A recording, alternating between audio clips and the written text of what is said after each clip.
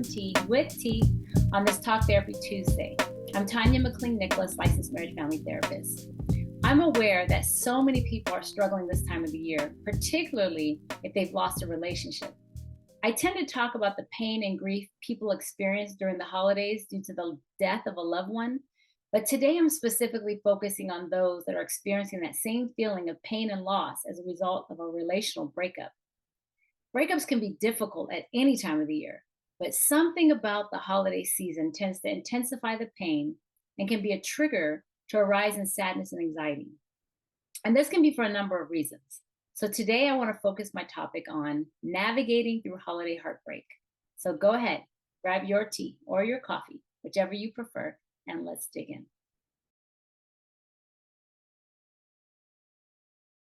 Heartbreak is one of the worst pains you can possibly imagine.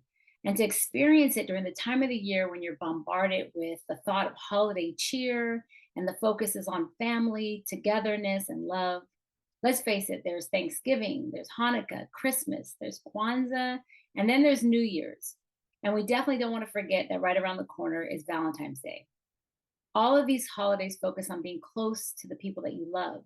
So imagine how difficult it would be as you are reminded that you can't be with someone that you once loved and cared about. This creates a feeling of void, and it triggers deeper concerns for depression if it's not managed well. There are studies that show that breakups tend to peak around mid-December, and maybe that's because people do more self-reflection this time of the year, and they begin contemplating what they want to take forward into the new year or what they want to leave behind. Or maybe it's because people don't want to spend that extra money on gifts. I don't know. But for whatever the reason, if the breakup occurs during this time of the year, or even if it happened in the earlier part of the year, the holiday season brings the reality of not having that person in your life. And it's essential to have the right tools to navigate into the next season. So here are some things to consider as you navigate through the holiday heartbreak. First, I would say to acknowledge your hurt. The way to get over hurt and pain is not by pretending that it doesn't exist, by saying that you're strong and you got this. It's easy to put up a facade and put a smile on your face and pretend all is well, knowing that you're bleeding inside. So be honest with yourself and others about the way that you really feel. And when you acknowledge what you feel, you're better able to assess what you need. Next, start making plans that work for you. This time of the year, all the invites for parties and gatherings, they all come in. Your partner may have participated in those same events in the years or months prior. Well, give yourself permission to skip an event this year. Take a break from the social scene or limit your involvement. You don't have to push yourself too hard or too fast for the sake of pleasing other people. And if you do plan to attend, have a simple response prepared for those who will ask about your partner's whereabouts. No one has a right to know all your information, so share at your discretion. Or keep it short and simple. Remember, it's your story to share, and not everyone is privy to it. Remove the visual reminders of your ex-partner.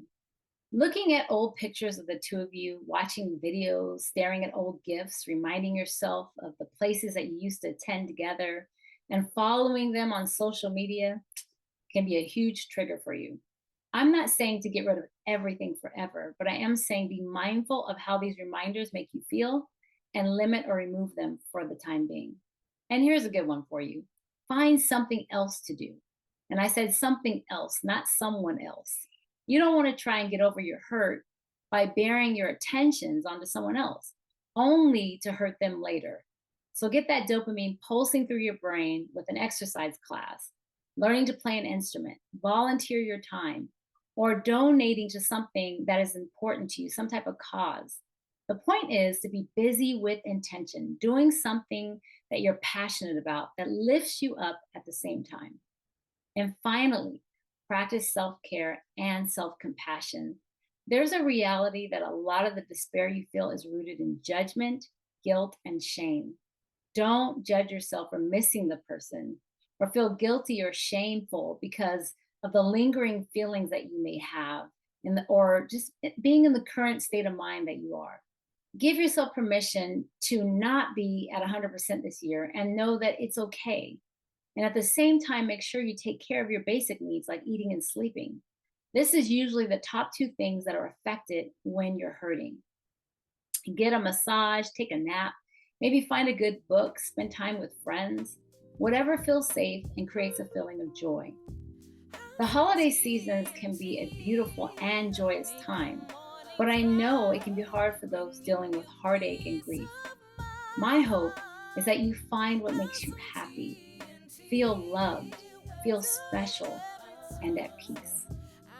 Well, that's it for today. I hope that you enjoyed your tea with tea on this Talk Therapy Tuesday. I'm Tanya McLean Nicholas, and I hope that you have a great day.